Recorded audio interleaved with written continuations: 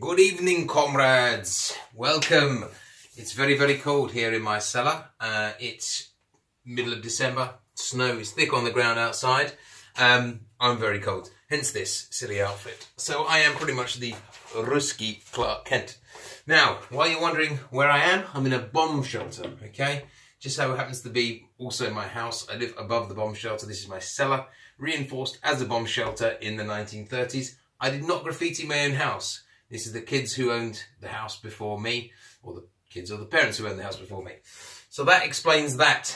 It's rather old, it's rather manky. This is also my brewery. This is the haphazard brewery. This is where all the magic happens, okay? Or all the disasters happen, for I am the master of disaster. I'm going to teach you today, or show you today, a question. My question is, because I've got more and more neighbours now home brewing, it seems to be the growing trend. Oh, I want to go and do all grain. What should I do? How do I get started? What do I need? Well, there's loads of ways of starting this, okay? If budgets are a little bit tight, a bit squeezed, yeah, then you might be thinking of a few options. You might have already whittled them down. This video is going to help you whittle them down and maybe a bit further. So firstly, we've got stock pots with propane burners. You put some taps in them, maybe a thermo well.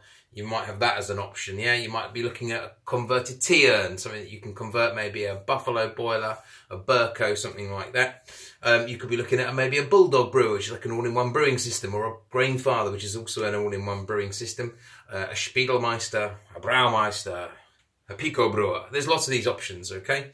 All of which carry different levels of cost, different levels of complexity, different levels of complexity and how advanced the system is, okay? So we've got basic systems of sit there, stir it, manual, everything's manual, to automated on your mobile phone, Bluetooth connectivity, the whole works. So plenty of options out there. For the cost conscious though, I'm going to show you really how, I guess, my system started out, because I was a bit conscious that I wasn't sure if I was going to like it as a hobby, and you know, so if you don't know you're going to like something, obviously the temptation is to start cheap. So I'm going to build my little system up here as we go. I'm going to talk about it as we do it, and then maybe you can work out if you want to go with a similar kind of system, or maybe you just bite the bullet, save up a bit more, and go and get something like a Grainfather. So I'm going to stand over the back here. First of all, for all grain brewing, you're going to need a tap with a supply of water that you can actually tap into, so a connector on the tap, and you're going to need a sink, because you need to get rid of the water, or a drain for that matter. So you can do this outside as long as you've got a tap and a drain. So in my system, I've decided I'm going to build a tiering system, yeah? Because I've not got a pump. Unlike some of the systems, my system doesn't have a pump, which means I've got a gravity feed. So I'll explain this in a second. Here is my brewing in a bag, hot liquor tank, mash tun, basically all in one version. It's a Buffalo 40 litre converted tea urn. I've converted it by overriding the bypass, okay? Quite simple to do, we've got videos on that. Doesn't cost too much money to do that. You've then got to add in taps, and a bazooka strainer, okay? So that will cost you about 25 quid.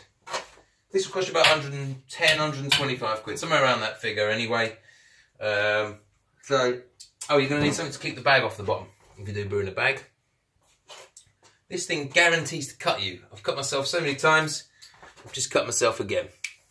Every time I touch the damn thing. Put that in there. Put that in there. Blood always adds to the flavour. You take this brew, and you're doing a brew in a bag, you're going to need a bag. Quite important for brewing a bag to have a bag. So we might want to plop that in there to begin with. Okay, and the reason we have to raise it up is because ultimately you're going to have to get it into one of these, which is the fermenting bucket. If you haven't got pumps, you're just going to have to rely on gravity to open up the tap and push it into there.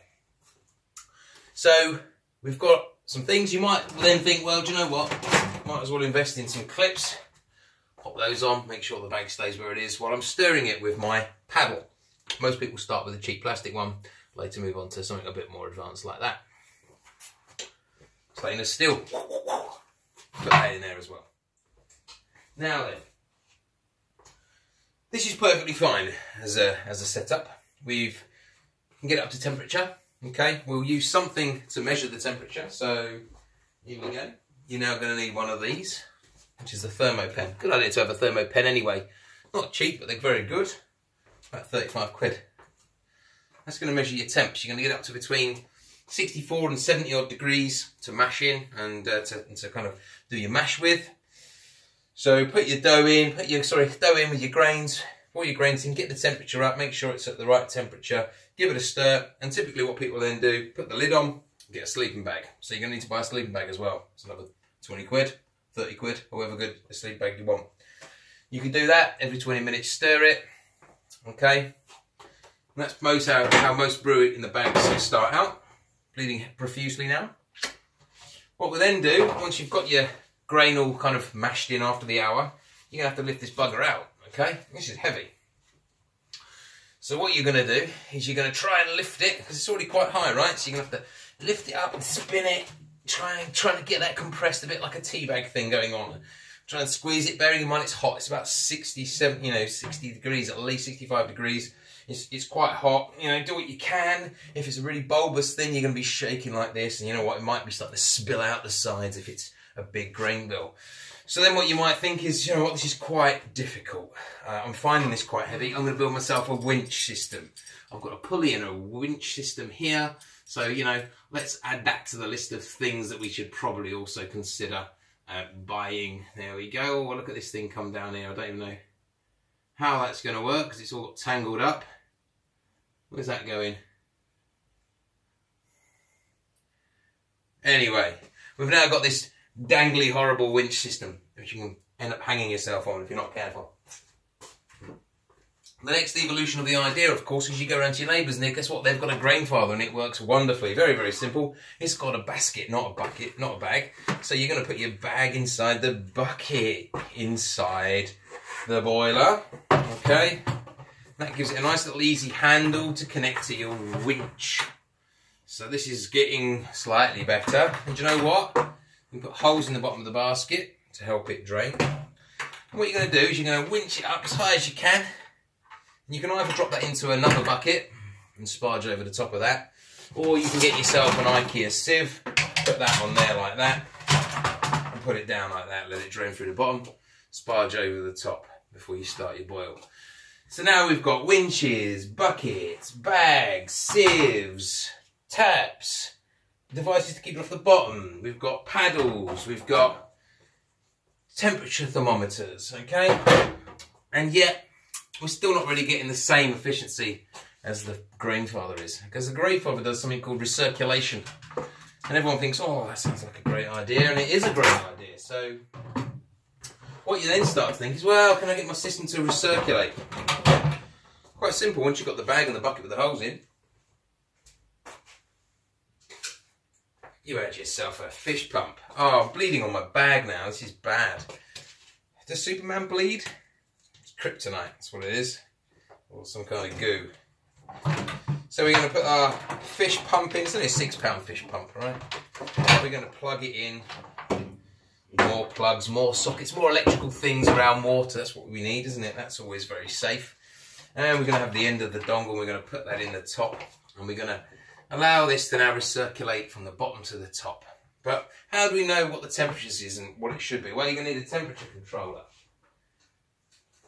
In true Blue Peter fashion, here's one I built earlier. You're either going to go with an STC 2000, like in the old days, or an STC 1000, I think this is called. Build it yourself out of Lego. Probably Minecraft, you could build one on Minecraft these days. Or you build yourself or buy yourself a £27 Inkbird controller, which I recommend. Buy the Inkbird, okay? Still, you're going to have to pay for it. It's a controller. It's going to work out when this gets too cold to bring back the boiler again. Okay, the boiler's going to come on. It's not going to be particularly accurate because the Grainfather will just do it in varying degrees of percentage. This is either on full pelt or it's not on full pelt. And by the time it's clicked off again, because it's hit the temperature, it's still going to keep rising. So be wary, you're not going to get the same control with this kind of system. Once we've got all this stuff, and bear in mind we're now kind of running into the realms of madness. All this in here. You can go in as well. In you go. Into room 101. You can get in there somehow. I need to cool it. I need to cool it down because it's all hot and it needs to be chilled. Let's get our water chiller out. Look at this funky device. You can make one of these yourselves with a bit of copper and a paint tin. You can buy one. But this is a bog standard basic water chiller. So this is designed to basically immerse in and cool it down. Connect one end up to the taps that you've got at one end. You plug it on there. You dunk it into your hot boiling water once you finish with your brew. And you chuck that into the sink at the other side there, roughly speaking. That can go in. I'm exhausted just talking about the stuff I've got in this system, right? As you can see, you don't just start off with a very, very simple little device and think that's going to do it. I'll just do brew in a bag, very, very minimalist. You're going to start searching for more efficiency, more repeatability, getting more sugar out your grain, getting a better starting gravity. You know, it's going to consume you, okay, if you're anything like myself anyway. So it does beg the question, should you be doing all of this and going on one of these kind of journeys with whatever system you think you're going to go for, or are you just going to go and spend the money on a Grainfather? £675, it's a big expense. And if you're just trying to get into all grain, you're thinking, no, I can't justify that. But, you know, a couple of years down the line, you'll probably think, oh, I wish I'd just justified that. But there we go. I still think it's quite good fun to make your own system, to fix all the problems as you go and come down here and it's like a little witch over his cauldron, you know, brewing away. I don't just have all this automated stuff and Bluetooth connectivity and it's doing everything for me. You know, I actually have to brew properly and really hands-on. But the results, they're a bit haphazard. And that's the name of my brewery, Haphazard, for that exact reason. Not particularly process-driven. There's so much things to think about and to worry about in this kind of system that you're forgetting it. Whereas a Grainfather is just one device. You lift the bucket up and turn it, secure it on the top. You sparge, it's circulating itself, it's controlling its own temperatures, it's turning itself on and off when it wants to, it's managing the power flow, it's moving on to the next stages while you're, you know, while it's telling you what to do on your phone. You know, you finished the mash, now do the boil. It's all right, I'm already doing it for you. Bring it to boil. You know, all this stuff's fantastic. You get to the end of it, it's got a pump. So it will pump it from the floor up and into your fermenting bucket, cooling it at the same time with the counterflow chiller. All very, very quick, all very, very simple. Very, very little in the way of space. Very, very little in the way of kit, because all this stuff needs to be stored somewhere. So I basically just got an entire room dedicated to all this kind of storage of this stuff. So that's it, you know. I hope this has helped. This has been going on for quite a while now, so I'll leave you all. But take care, and whatever system you choose, just enjoy the process and have fun. And I hope your beers come out all right. Take care then.